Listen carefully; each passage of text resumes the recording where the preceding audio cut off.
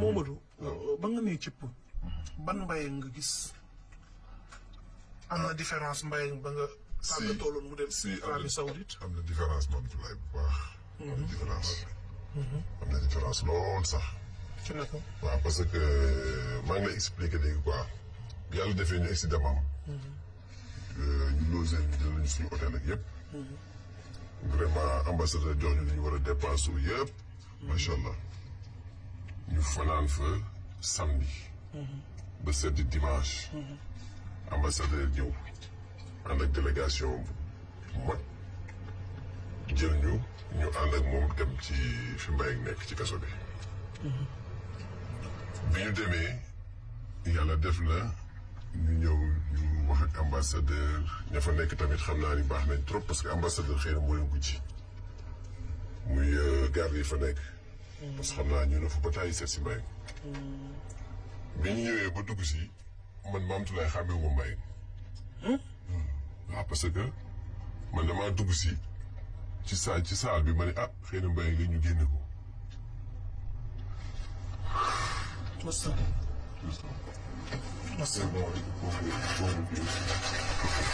waaw fekk mi ngi toog après te yow xamoo sax ni moo toog melokaan bi dafa jeex masa Momadou masa bu baax a baax neexul nag neexul ndax jamono yi dund continuer masa nag continuer rek ndax li ngay def nii pour situation bi dootoo ko dundati la pour ñu lijjanti problème bi une bonne fois pour waaw parce que sax Mame Toulaye loolu mu wax moom Mbayang parce que bi ma tourné mu ne ma Modou mu tourné xool ko sama àdduna bi yëpp tukki parce que xàmmeetuma ko wallaahi lazim après nag ci laa ñëw toog jeex dafa jeex loo jeexul wax dëgg yàlla parce que am na toppatoo bu baax dafa am yaram sax dafa changé dafa am yaram bu pare gën a gàtt parce que Mbayang melu woon noonu mais bi ma ko gisee sama àdduna bi yëpp tukki ma nekk fa nag di jooy maag sama sëñ bi ma àndaloon ambassadeur bi moom it di jooy ñun ñëpp ñu jooy ba sonn mu ne Modou bu ngeen defee nii man nan laa war a def d'accord foofu nag après ma maîtriser waat sama bopp ñu nag commencé nañ di waxtaan ndeysaan bu nekk nag nit koo xamante ni vraiment yàlla dimbali na ko parce que ku mën a muñ la parce que juróom-ñaari at du caaxaan ci jigéen ci jigéen joo xamante ni danga fi bàyyi sa njaboot bàyyi fi sa yaay ah masa waaw masa métti na loolu mooy loolu yàlla métti na mais bon fi ngay def rek mu ñëw daal lii nag combat bi moo porté ba fi ñu toll nii yàlla ci dara c'est pas facile nag rawatina ko bokkoon Sénégal yi dañu am ndax yéen ci combat bi porté na léeg-léeg nga dégg ñu ne am na ñu la gën a métti ndax diw moom posam dafa dee waaye léeg-léeg nag nga am koo xam ne deewul ne day métti après noonu ndeysaan ñu waxtaan mu defal ñu ne mu bu leen jooy bu leen jooy parce que bu ngeen jooyee man nan laay def dëgg la après ñu ñëwaat nag maîtriser wu waxtaan ak moom ci première visite bi ci ambassadeur waxtaan ak ñun gaar yi fa taxawoon nga xamante ni ñoom doomi réew mi Arabie Saoudite lañ ñoom dañoo ñaanal Mbayang ndax bëgg ko ñu ne ñu kii nitu yàlla la amul benn problème ñu koy ñaanal yàlla rek mu gaaw jóge fi amiin amiin wax dëgg yàlla loolu lañ ko seedeel foofu amiin te ñun tamit bi ñu gisee xam ne ni ay nit yu sell lañ ay nit yu set lañ ñu xam ne lii rek nawul suñ corona dëgg la après ñoom ñëpp nag xam nga affaire bi daal nekk beneen affaire bu garaaw daal foofu ñu waxtaan fa xam nga ba tàggatoo fa léegi ki nga xam ne moo jiite foofu ne ambassadeur son excellence léegi dinaa leen defal 4 visites parce que comme ñaari visites lañ fa amoon mu ne ko léegi dinaa ko def ko 4 visites te saa yu ñëwee tamit saa yu ñëwee ñoom dinañ dugg am benn problème. ngeen mën ko waaw gis parce que ambassadeur moom dafa waroon a xëy lundi bi pour war a delluwaat yaat. léegi ñun ñoo fa war a des. léegi Mame Toulaye Sénégalais yi kenn amul seen fay. ñoo baax. parce que biñ ñëwee. après ñu war fa delluwaat yeneen 3 visites yi. ambassadeur daf ñu waroon a jël taxi. boole ñëw xëy na taximaan bi pour mu ñuy yóbbu di ñu indi suñu hôtel bi ñu logé. parce que sori woon hôtel bi lool quoi. kaso bi lool. biñ ñëwee Sénégalais yi fa nekk ne ko son excellence loolu du am. doo fi jël benn taxi te ñun ñu nekk fi. mais dinañ dagg suñu liggéey di yóbbu ñoom Mamadou ñii ba seen visite jeex. ndeysaan.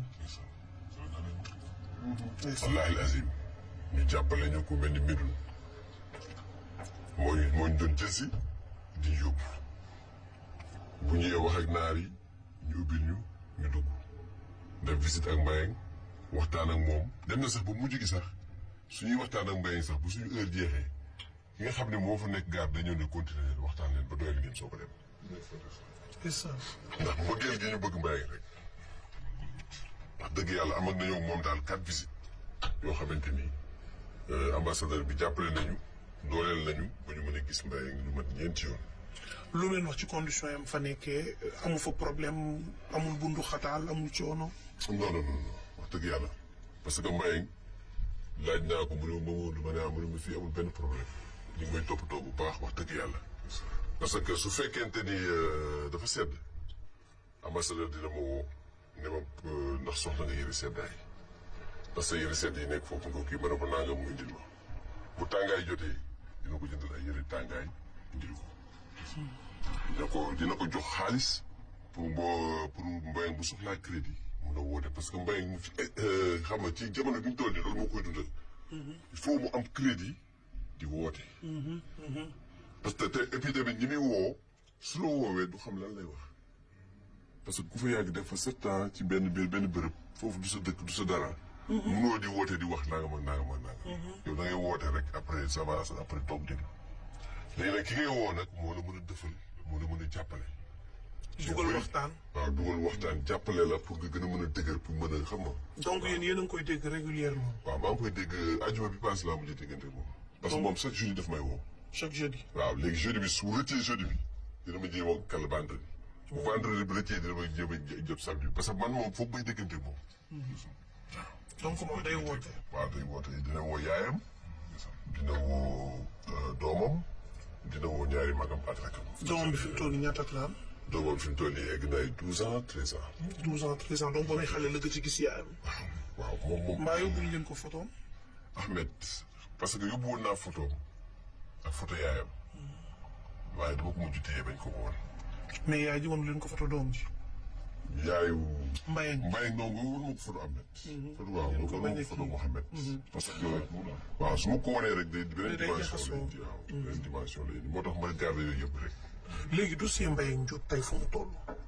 Mbayang tey jii lan mën ne moo ko téye tey ci kaso bi foofu. waaw Mbayang dossier moom xam naa ni des na. waaw neexul ba neexul mais des na. c'est-à-dire. waaw parce que xam naa ne daal man li ma jàppoon nii juróom-ñeenti at la for a def. bu juróom-ñeenti at yi weesoo. fekk doomu ndaw si màgg. majeur ñu ñëwaat ñu xool ndax dañ koy baal wala dañ koy def leneen. waaye ndekete demeewul noonu. ah bon. demeewul noonu. Mbayang fi mu toll nii may wax ak yow war na defe naa 2032. 2032. waaw. la may desewaat na fa yeneen 8 ans yoo xamante ni. pour lan. 2032. la xale yooyu di majeur. parce que âge boobu Mbayang ne ko âge bi nga xamante ni boobu bi nga xamaa mbir moomu di xew boobu ñooñu ay xale yu tuuti lañ. xale yu tuuti lañ ay 2 ans lañ am. léegi nag xale yooyu pour ñu war a majeur des na. ma xaw ma nag ñaata la waaye xam naa ne des na daal. waaw. 18 ans donc il faut mu toog 16 ans. si il faut mu toog 16 ans mais nag ci biir def na fa Mbaye def na fa 7 ans. def na fa 7 ans. bay dugg ci 8 ans. donc dese na ko 8 ans. est-ce que c'est majeur tamit. 18 ans moom mooy 18 ans. noonu la demee de. noonu la demee de loolu la. waaw noonu lay demee 2003 parce que loolu Ismaïla Madior Fall monsieur le ministre moo ko wax. assemblée nationale. moo dem ne ñun suñu ñun majeur. ñun ñi nga xamante ne nii ay législation tubaab yi ci la ñu sukkandiku. ñu indi ay 18 ans yooyu. waaye suñu mbokku arabe yi. ba ci bu ñuy maye am soxna. mën nga am 18 ans ñu ne la majeur bu xamante na. wàllum yàq la. ñoom léeg-léeg ñu maye soxna ci 14 ans 15 ans parce que dañ naan kii bu fi wanee lool am na kàttan. waaw kay ñoom ci wàllum yàq yenn saa yi dañ fay sukkandiku moo tax ma ne la est-ce que li ci tubaab yi di def ay digital yooyu moom moo nekk ci cosaan moom moo nekk tamit ci arab yi. léegi yéen concrètement lan lañ leen wax. ok ne leen fii ak tant d'années ci la ñooñu di majeur ñu mën a baal wala ñàkk baal Mbaye. parce que daal man daal li ma jàpp man pour l'instant li ma jàpp mooy des na 8 ans. des na 8 ans. waaw donc fii ak 2032 moom mooy 18 ans kon 18 ans mooy majeur. te loolu sax Mame Toulaye. sama famille xamuñu ci dara. loolu man maa ko xamoon waaye Sénégalais yi nga xamante ñoo bëgg Mbaye nga xam ne fépp fu affaire Mbaye nekk dinañ ma laaj woo ma di ma laaj di ma sonal di ma laaj. war nañoo xam réellement lan moo xew. comme ni nga xam ne sax da cee baax. suñu autorité yi jàpp ci dina gën cee wax ñaan tamit def ci ay ñaan. waaw parce que tamit loolu tamit moom moo tax sax ñu gën a ñëw fii. parce que day tax encore ñi nga xam ne ñu ngi koy dégg bëgg a jàppale Mbaye. ci wàllu ñaan. ci wàllu leneen ak leneen ak leneen ñu jàppale ko. parce que Mbaye ñaan doogu ma ko mën a sauver. wallaahi azim. Mbaye ñaan doogu moo ko mën a sauver te xam naa ne tamit am na ñaan. xam naa ne am na ñaan waaye nag na Sénégal yi gën a yokku ñaan yi. ñu gën koy jàppale ci ay ñaan gën a farlu ci ñaan yi ba yàlla def bu mucc ak jàmm daal. mais gis naa ni sànq ba tey yaa ngi wax jéego ci ambassadeur bi def vraiment man mii sax yi ngi ci wax marqué na ma trop. ci autorité bu toll noonu. taxawoo Mbaye noonu maanaam seetaanul dara ci Mbaye. mais feneen fi ma amee problème mooy j'ai l'impression que ni yow dossier bi am na lu bari loo xam ne maîtriser woo ko ci. parce que ñoom am nañ seeni loi am nañ seeni yoon peut-être en tant que frère Mbaye su nekkee ne Mbaye am na avocat war nañ leen leeral ni leen dossier bi kat tey jii nii fii la toll. te lii ak lii lañ ci war def comme jéego pour lii ak lii am mais dama jàpp ne yow da nga suivre benn Ismaïla Madior Fall bu dem assemblée nationale pour xam fu dossier Mbaye Diop toll wala it ambassadeur bi moom toog na ni la. avocat yi nee nañ dossier Mbaye wala ministère de la justice bu Sénégal nee nañ wala affaires étrangères ak comme ci mënti doon ñi gàlloo dossier bi ne la tey jii kat Mbaye Diop fii la dossier am toll lii ak lii la ñuy xaar nombre d'années yi lay tuddaat pour ñu xaar ñee majeur lii mais dafa mel ci sama xalaat ci làmbaatu nga nekk wala am na loo tëye lu dëgg la wax ne lii la. donc xam nga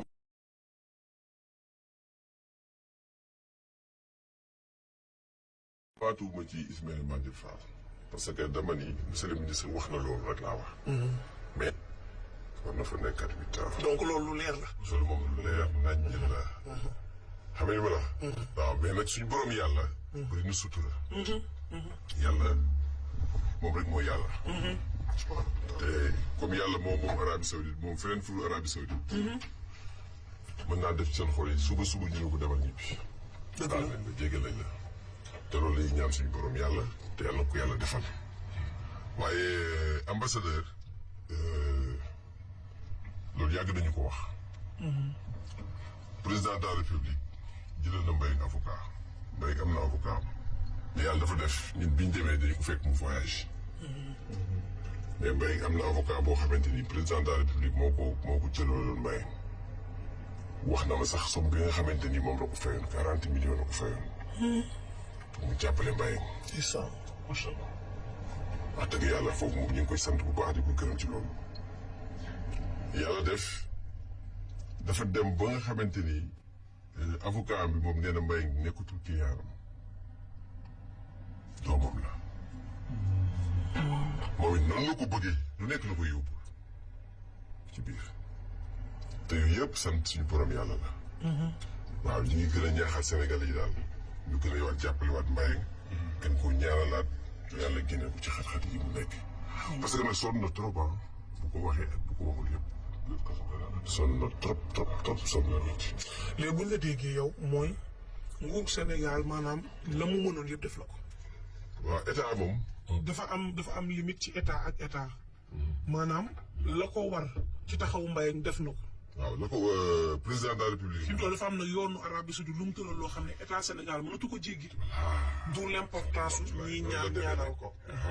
la demee nag parce que état bu nekk ak say réalité dëkk li muy demee ak ñoom li nga xam moom la bu fekkoonte ni jàpp ci loxo bi indi ko rek la man leer na ma ni président Macky Sall indi na ko bu yàgg. dëgg la loolu moom man xam naa ko. parce que toog naa ak ambassadeur ci bureau ñu toog waxtaan lu yàgg. mu ne ma président fii la toog. ne ma yow famille Mbayang Diop lu tax ñëwaguñu ba léegi mu ne ko non c'est que xam nga waa affaire étrangère ñoo ci nekkoon mais affaire bi dafa xawee bu ne ko non jëlal ma dossier bi mu gën a gaawee nañ ñëw seet seen rak ambassadeur bi def ci fulla def ci faydaam def ci lépp lu mu mën ñoo ko waa ambassade bi yëpp ñu fexee ba ñu jot suñuy visa mu daggal ñu billet aller retour ñëw seet si Mbayang te it wax na ma loo xamante ni tamit ci président mu ne ma vraiment Mbayang man fi mu egg président man jaaxal na ma. ma ne ko nag Mbayang waaw ma ne ko Mbayang fi mu egg Sénégalais parce que Mbayang Sénégalais yëpp ko bëgg. waaw mais vraiment daal état bi daal ñu ngi gërëm président Macky Sall bu baax parce que tamit yombul nga jóge Sénégal dem ba Arabie Saoudite di seeti koo xam ne dañ ko féet caabi di ko féete ginnaaw yombul parce que lu ne daj nañ ko ci man xam naa ko. lu ne daj nañ ko ci waaye yàlla yombal na ko bañ dem gisanteeg Mbayang lu mat ñeenti yoon waxtaan ak moom. waaw. kon fi mu toll nii Mbayang lenn rek la tënku. mooy xale yi màgg. wax. waaw Mbayang daal pour leeral Sénégalais yi sens boobu donc moo ko dese xëy na nag yàlla mën na ñëw ak ay miracle. yeneen yàlla na ñëw. waaw yàlla ñëw jàmm. amiin yàlla na ñëw. mais sens boobu daal ci fii may waxee yow Mantoulaye moom lañ jàpp xale yi màgg yàlla def seen xol ñu baal ko mu ñibbisi. jéggal ko mu ñibbisi wala yàlla tamit mën naa def leneen jaarale ko feneen ba mu mën a ñibbisi yàlla moo xam. amiin. waaw mais loolu daal lay ñaan suñu borom yàlla defal ñu ko pour Mbayang mën a ñibbisiwaat fii ci loxoy Sénégalais yëpp. loolu daal lay ñaanal yàlla. boo amee kàddu booy dégg Sénégalais yi ñi nga xam ni xam nañ lu ñu xamul soo ko nay déglu. waaw ku ne déglu. te ku nekk la yàlla may. ku nekk la yàlla may. kàddu leen nga leen di dénk tey. waaw man damay sant nag borom xam-xam yi ci Sénégal yëpp. parce que xeebuñu kenn. parce que boo nekkee ci kàmb moom. boo yëkkatee sa loxo rek. ki njëkk ñëw jàpp na rek da ngay daal di daal di jox loxo génn. kon nag ñu ngi wax daal Sénégal yëpp xeebuñu kenn. képp ku mën a ñaanal Mbayang. nga ñaanal ko ngir jëmmi yàlla suñu borom. ba fee mu nekk génn fa ci jàmm ak salaam. parce que Mbayang dafa bàyyi doomam bàyyi yaayam.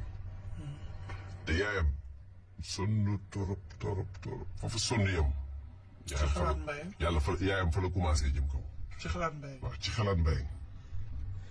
yaayam mën naa ne doom yi mu jur yëpp Mbayang nga ko ci gënal. loolu moom boo tegee kaay ma teg sama loxo. parce que Mbayang tamit moo nekk nit koo xamante ni. dafa nekk nit ku baax koo xamante ni man maa ko yar Mbayang musuma xam ci moom xuloo musuma xam ci moom xeex wallahi lazim su ma dee sama bàmmeel laay dugg. wax nañ sax ne li ko yóbbu Arabie Saoudite jom bokk na ci. jom fulla fayda nangoo liggéey nangoo jàppale yaayam moo ko yóbbu Arabie Saoudite. yàlla dimba dana wax yaay ma ngay jàmbat loo bëgg wax ma ko wallahi lazim te am na ay mag yu góor di dindi xaalisam di jox yaayam di def lépp. sama papa bëgg ko ba nga xam ni sama papa tamit ni mu bëggee Mbayang man daf ma yéemoon paa bi ji gaañu na ci ginnaawam. ah bon. sama papa nelaw na. paa bi nelaw na ci ginnaawam. moom xamu ci dara. xam na ko. wax ngeen ko ko. wax nañ ko ko.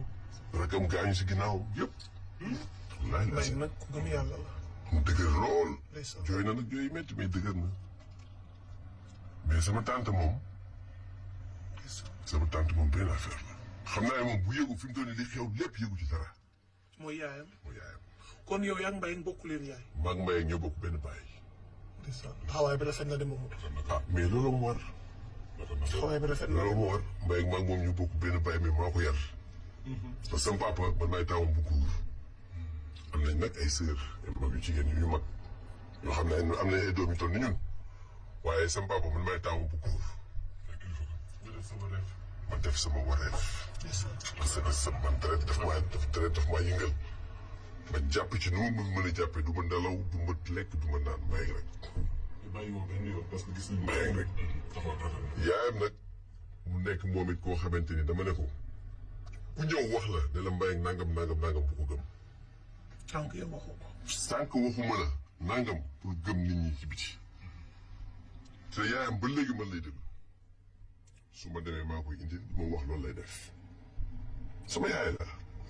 donte sama tante la sama yaay la moo ma yar waaw parce que man sama yaay la loolu depuis 97 waaw moom it mu nekk koo xamante ni daf maa gëm wóolu ma lu ma ko wax loolu lay def lu ma ko ni tante nangam bàyyi nangam loolu lay bàyyi waaye fi mu toll nii bu yëgoon li xew àddunaam day tukki parce que sax du ci jaari maa day daane waaye du ma ko wax dama ne ko rek Mbaye dem na Arabie Saoudite dañ ko nax mu dem Arabie Saoudite léegi problème kayit dafa am bu ñu réglé kayit rek mu jibisi. kon xamul ba tey ni Mbaye. xamul ba léegi naka la demee. ak li ko rajo yeeg télé yeeg site internet yëpp. xamul sama tante du déglu rajo. heureusement. du seetaan télé. heureusement teel naa ko wax tamit maa loolu yorul ci la ñuy wax téléphone TikTok yeeg ñoom. déedéet yorul te téléphone simple la. des fois de waaw waaw dama ko dànkaafu te sama tante man la gëm. man la gëm. ba fi mu toll koy nii dégg téléphone. ci lu mu ne ma ne ko Mbaye di dem nañu tànt ba gis ko amul benn problème mi ngi fi muy liggéey ay kayit moo ko fa téye su kayit di matee rek Mbaye ñibbisi incha allah mu ne ma ne ko waaw mu ne ma waa baax na mu ne ma waaw man Modou ma ne ah mu ne ma man du ma fa dem ñaanal ma ne ko ah yàlla suñu borom mën na lu nekk léegi man dinaa ñaaxaat président de la république mu may la bii nga dem màgg def farata ji màgg yëpp dem fi béréb yi ñuy ñaanukaay yëpp nga ñaanal fa Mbaye sa doom parce que yaa ko jur nag yaa ko nàmpal. am na ku ma laaj sànq ci question yi ne ma lu tax ci téléphone bi message ne ma lu tax yaayam demul donc lii expliqué na ko. waaw parce que yaayam yëgul li xew moo tax. te fa mu koy fekk su ko fa fekkee dina xam ni xew. dëgg la te su boobaa du arrangé Mbaye du arrangé yaayam. dëgg la. waaw léegi nag yaayam moom mais buñ ko mënoon may billet sax mu dem aji. yaayam li mu waaw yaayam daal au moins mu dem aji. waaw loolu koy am na doon yoo xamante ne nii même góor boo xam ne dëgërul li ngay dëgër yëpp nga jàkkaarloo Mbaye da laa jóg. wallaay am na ñoo xam ne dañuy daal. am na ñoo xam ne seen xol mën na koo bañ a àndal lu des sax. am ñoo xam ne dañoo nekk si duñ fi def seen dee. attention. parce que dossier Mbaye nag képp koo xam ne da nga koo oyofal rek. da ngaa am sër. dëgg la dëgg la képp ku ko oyofal amoo mbokk mu ne ci xar-xar. dëgg la. képp ku ko oyofal tamit daal war nañ daal xoolaat daal sëy bi la. dëgg la. moo tax yow sa taxawaay bii nga ci taxaw dama nag bokkuñ ndey waaye bàyyi lañ bokk. dëgg la. te waykat waxoon ne ku ne doomu bàyyi neexul. dara amul ku mel ni Fallou. dëgg la waaye yow de sëñ bi jóg.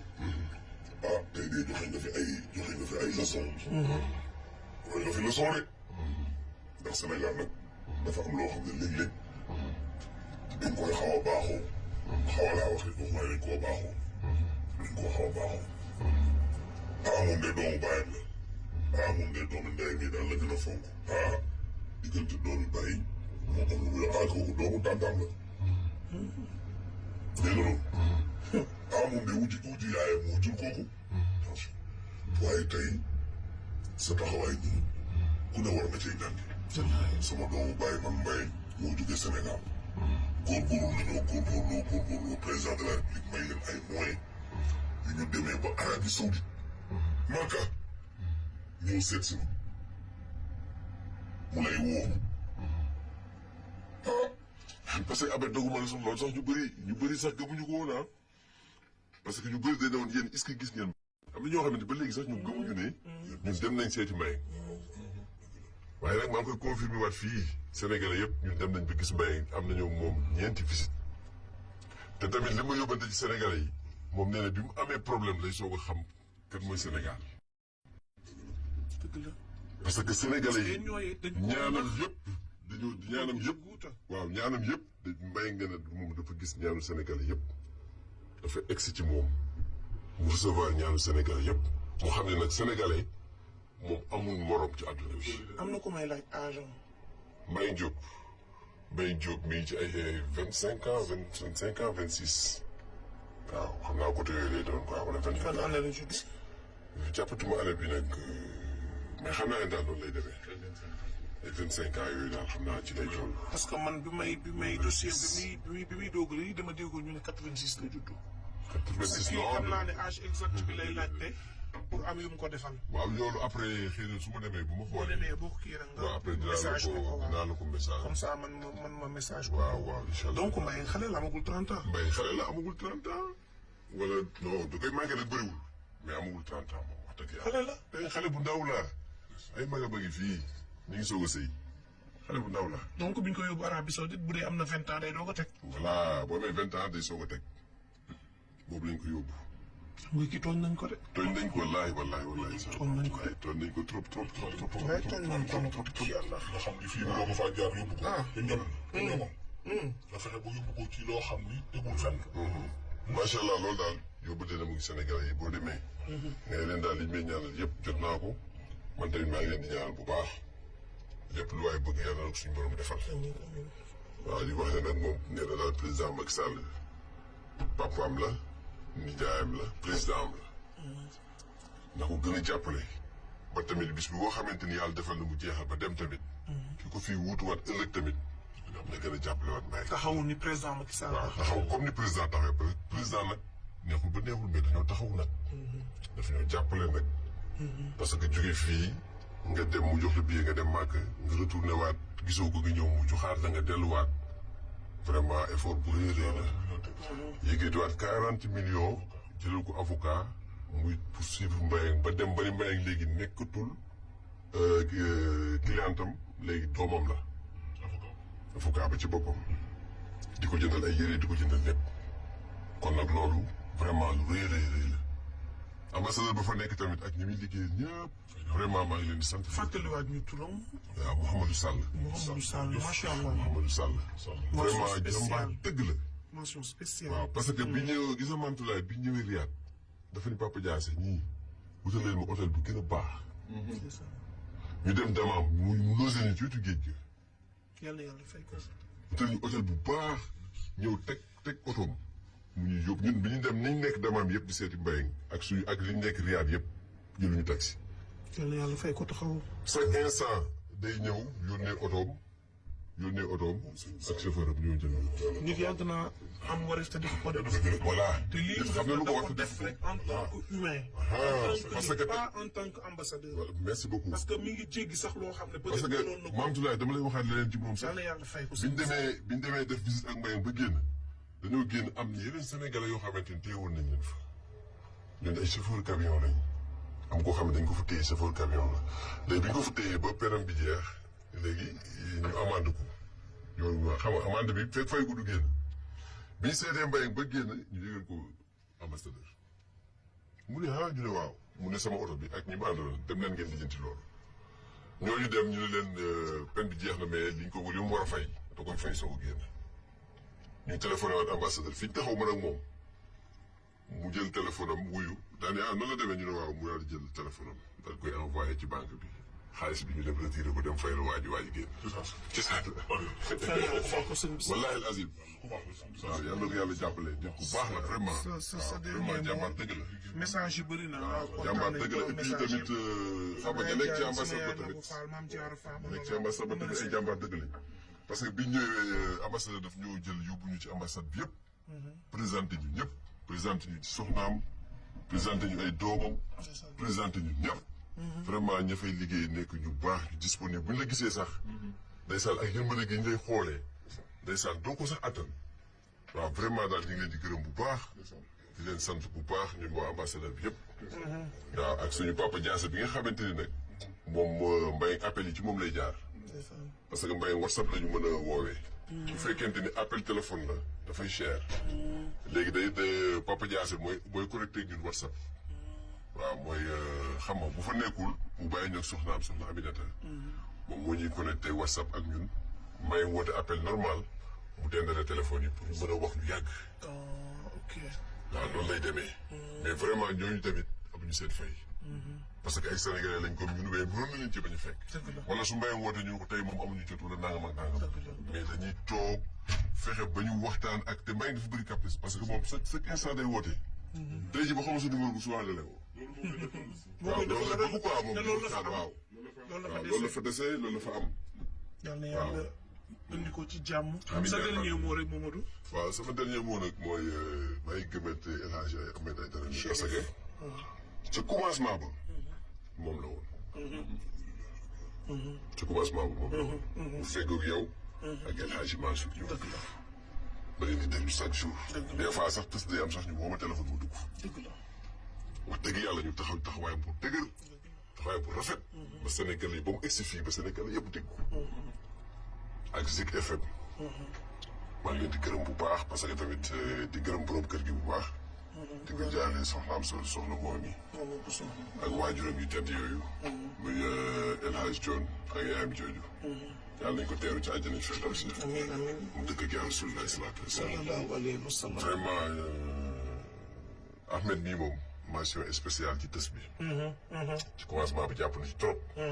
moo ko El Hadj Mansour Diop. yow tamit Mame Toulaye ñu ngi lay sant bu baax di la gërëm. parce que yow tamit jàpp nga ci bu baax a baax a baax. waaw jàpp nga ci bu baax a baax a baax a baax. sama wax ji tamit. Mambay. ak Youdou Sarr. Youdou Sarr moom spécial Youdou Sarr dafa ko doon beral affaire am yow du bàyyi wax ni excès ko Youdou Sarr moom mention spéciale. macha allah parce que moom commencement ba ma ko woowee téléphone allo ki Younous mun naa ma ne ko man dama am fi benn cas. ma nettali ko affaire mbay mu ne yii gars kooku nañ ci gaaw nañ ci gaaw. nañ ci gaaw ma envoyé ko rapidement Ahmed pour lëndee mu teg ko pour le kilifa yi dégg ko na gaaw moom it amuñu fayam. vraiment amuñu fayam ak waa kër gi yëpp. di leen sant bu baax di leen gërëm. waaw di sant nag sénégalais yëpp parce que sénégalais yi moom ñun amuñu seen fay ñun waa famille Mbaye Diop. di famille di sant nag suñu famille bu baax di sant tamit waa Touba Thiaroye parce que ñun foofu lañ juddoo yaroo fa. di sant daayira ya fa nekk yëpp ak imam ya fa nekk yëpp ak chef de quartier ya fa nekk yëpp. di leen di sant bu baax di leen gërëm parce que Mbaye foofu la juddoo. foofu la yaroo. ñoo ko yar ñoo ko def yëpp ba mu jógee fa dem fële. te ñoom ba léegi tegguwuñ seen loxo ci Mbaye waa Touba Thiaroye yëpp boo limee da ngay jiw. di sant tamit le maire Bara. moom da ci daan wax sax avant. waaw macha allah di ci wax chaque jour di ci taxaw. waaw macha allah di ci wax chaque jour di ci taxaw. moom ñu ngi koy gërëm bu baax moom it di ban sama tante ak njabootam gi yëpp. maa ngi leen di sant sama rakk yooyu maa ngi leen di sant bu baax parce que ñoom it dañ ma bàyyi lépp. ne ma yaay suñu mag yaay suñu bàyyi yaay suñu lépp doxal. lu ma leen wax loolu la ñuy def lu ma leen tere loolu la ñuy bàyyi. kon nag maa ngi leen di sant bu baax ñoom it di leen gërëm bu baax. di gërëm nag adduna bi yëpp. jaajëf yow it Momadou yow moom. di gërëm adduna bi yëpp. gëm naa ne yaa yelloo ngërëm bu baax trafic chimère yéegal leen en attendant Momadou moo yeyoo ngërëm ji yëpp. On poursuit avec Maria Diop qui a lancé son concept de brunch des divorcés. Alors Maria Diop, Maria Neyla Diop, c'est une Facebookeuse qui est très active sur Facebook, c'est une consoeur d'ailleurs Maria. Alors elle a lancé un concept tuddee ko brunch des divorcés et femmes célibataires. waaw moom ay weer ci ginnaaw doon naa wax ne sama yoon nekk ci mais dafa mel ni sama yoon a ngi ci commencé nekk ci ah dafa mel ni sama yoon a ngi ci di de lii fan la moom Marie. waaw brunch des célibataires bi nag mu ngi alimenter énormément de commentaires sur la toile parce que on voit les femmes divorcées qui demandent est-ce qu'il y aura des hommes divorcés, on voit les femmes célibataires qui demandent est-ce qu'il y aura des hommes célibataires, alors que la conceptueuse de l'affaire elle a dit des femmes maanaam pas d'hommes.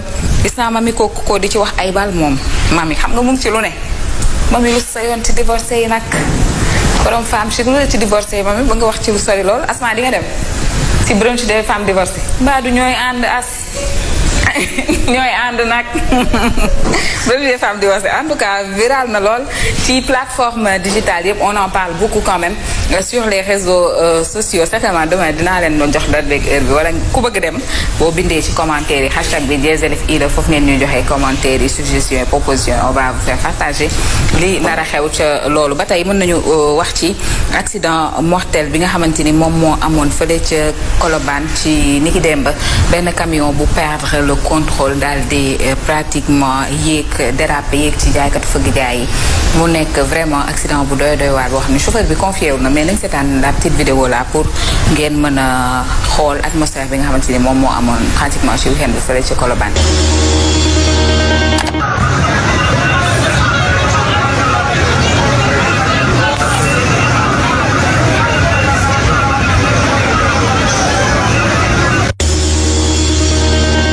voilà ñoo ko gisandoo lii bokk ci yi gën a fës tay ci internet bi chauffeur bi il dit que tuyau alimentant air bi ak système de freinage bi ñoom ñoo endommagé wu en pleine circulation nee na tenté na freiné ko en vain mais c'est ainsi qu'il a percuté benn particulier bu doon daw ci kanamam pour éviter le pire nag ci la daal di manœuvrer en donnant un coup de volant dawal nag yi fi jinne la xam nga kenn na yàlla sàmm ñëpp revue de presse digitale.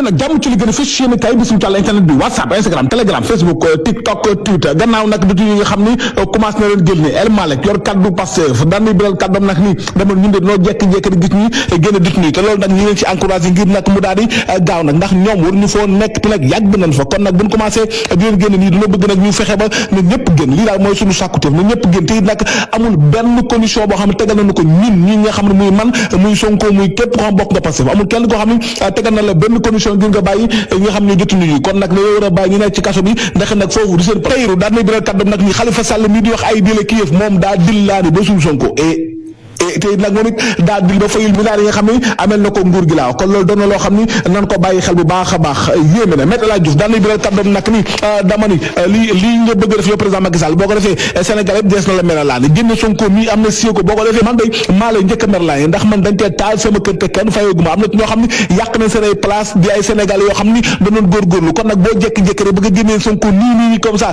président loolu dal président ba da la liggéey président bu la liggéeyee ñun dana dugg ci àll bi laa wax dama ni faj la ma nga ni palek laa ni ndax it nag lii doon dox na loo xam ni ñun duñu ko nangu benn yoon mais laa Diouf moom moo biral yooyu lay kat ci statut député maire Ahmed Aïdara Malick Gakou mu ngi fi biral kàddoom nag ni damay proposer laa ni élection premier tour la le 3 mars élection yi le 3 mars laa ko bëgg